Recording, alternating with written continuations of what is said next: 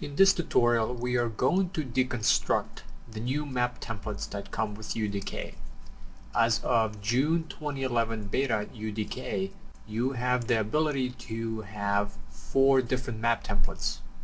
So when you launch UDK, you have Welcome to UDK screen come up, you have the content browser, and here in the background you see a default template has been loaded. So let's close these, and we can see here this is the new map template. If we go up to File, go to New, we have the new map template come up. Here we can choose 4 different map templates with variety of lighting. We have afternoon, midday, night, morning, and we can start a blank map. Also, if I go ahead and cancel this and I exit UDK and I'll launch it back up, we also have new map menu and we have the same new map template come up. Here again we can choose any of the maps to load. Let's close this, and we can take a look at the variety of lighting that is available when we launch UDK. With these map templates you can begin to create your own environment really quick. You don't have to set up any of the properties, you don't have to insert a skybox, insert a light or player start or fog. You can just simply jump in and begin to create your environment with these 4 new map templates. This is a quick and easy way to get started with UDK.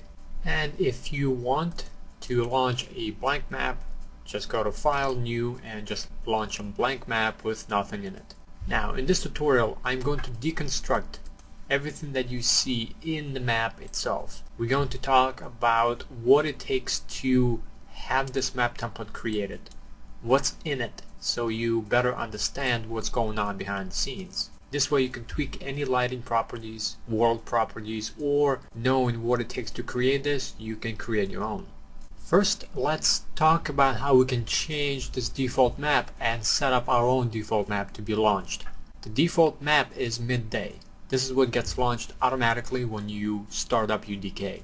We can change this map by going into your installation UDK folder, and here I'm in August of 2011 installation. Let's go inside, and inside UDK game and configuration folder you want to open up default editor UDK. Now I made a backup of this file just in case if anything happens I can revert back. So you want to open this inside Notepad. So the value that you want to take a look at is on the very end of the text document. Here it says Unreal Editor Simple Map. Here we have Simple Map, and it tells us which map it gets to launch when you start up UDK, and in this case it's template midday.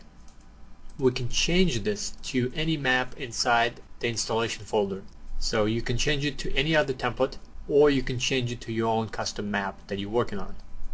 So by going back into UDK game, I'm going to jump into content folder, and here I have a folder for various of my projects that I'm working on, and I'm going to launch one of the custom maps. So here inside one of my maps folder I'm going to change the default to one of these maps.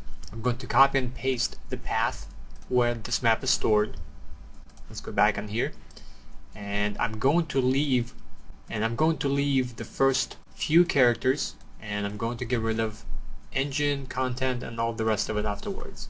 You want to leave this in because it's going to be looking outside its folder to launch your map. So leave these as is. And here I'm going to paste, and I'm going to get rid of the installation folder version of the UDK, and I'm going to input UDK game / content / my environments and so on. And then at the end of maps I'm going to copy and paste the entire name of the map, and I'm going to save it. I'm going to close that off, and I'm going to exit UDK. So here I relaunched UDK, and now it's looking for the map that I pointed to, and it's launching the map in the background.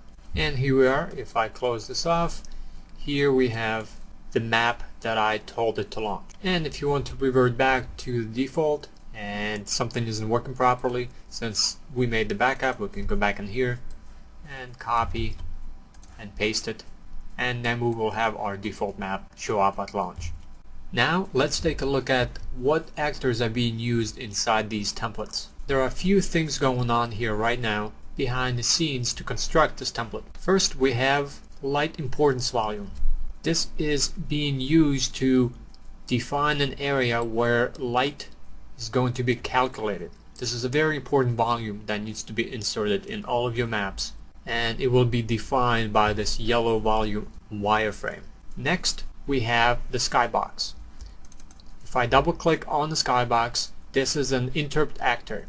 An interrupt actor is another form of static mesh. The only difference is interrupt actor is a dynamic actor, a dynamic static mesh. It uses dynamic lighting and it can be controlled through Kismet and Midday. And we can see here under static mesh that the static mesh that's being used is sky sphere. And if we need to take a look at where exactly the static mesh is inside the content browser, we can just simply click on this magnifying glass and it's going to find that static mesh inside the content browser. And here we have our sky sphere. Again, this is a regular static mesh, but when it's inserted inside UDK, it's inserted not as a static mesh, but as an interrupt actor. And if I select it, let me close this off, and if I right click, we can insert this as interrupt actor instead of a static mesh. Next, we have a dominant directional light. And actually, if we go inside here, you can see that we have a dominant directional light. So if we click on that, we can see we can go inside the properties. Actually, if all of these are closed and you want to take a look at all the properties, we can go under options. Let me move this over a little bit. Go under option and expand all categories. This is the light that's being used to illuminate our environment. It's the sunlight or the moonlight. Another thing we have is an exponential height fog. If we go into the side view, you can see right up here on top we have this actor all the way up here. So if we double click, we see we have exponential height fog. This exponential height fog creates the fog that you see in this map. So if we go ahead and delete this, we can see that it gets rid of the fog and we don't have the atmospheric fog that we saw. So let me bring that back. Now there's a difference between a height fog and exponential height fog. And exponential height fog is more dynamic version of the fog. It gives you two light colors for opposing light color and light in scattering color. It also creates more dense fog in low places and less dense fog in high places. To get to exponential height fog or the dominant directional light, go in the content browser, go under active classes, and you can either search for them. So for example, if I type in height, here it gives me fog. Here's the exponential height fog and this is the regular height fog. Or if I get rid of this, we can just simply scroll down until we hit fog. And for the dominant directional light, just open up the lights and here's the actor for dominant directional light. And to insert any of these, just select and you can either left mouse click and drag into the scene, or you can right click and add exponential fog from the menu while it's being selected inside the active classes browser.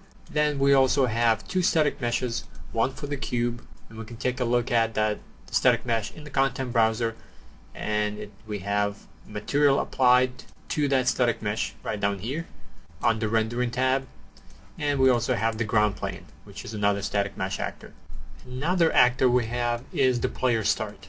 This is the player start where the character will spawn in the game. And the last property we want to take a look at that's affecting the overall environment is world properties. Now this is not an actor that's placed on the map. If we go up to view, go to world properties, here are various properties that change the outlook of the map. We have post processing in here. We have a variety of other elements that being controlled to the look of the map through world properties. If you want to take a look at what values have been modified, just click on the options tab and go down to show only modified properties. Here this will show you everything that's been modified and changed, so you can get a better understanding of what Epic has changed in the properties, so you can tweak it and you can learn a little bit better about it. And if we go into any other actor, let's say we want to take a look at this light, and we go into show only modified properties, we can take a look at the light color has been changed, the brightness has been changed. If we want to take a look at the default values, you can simply right click and reset to default. And this goes for any other actor. This way you can get a better understanding of what it is that needs to be changed or tweaked, so you can get very similar results in your own maps. So the three most important actors you want to take a look at to learn better about the map templates are exponential height fog, dominant directional light, and the world properties. And here is a little shortcut that you can get to all the actors and see all the actors in the scene. Let's open up the content browser, and if we go under scene, here we have all the actors listed for you that are in this scene, and we can double click on any of these actors and it will center them in the view. So this is a really quick and simple way to get to all the actors that are listed in the scene. In the next tutorial we are going to cover how to set up a custom icon with your own custom map template to be chosen from this menu.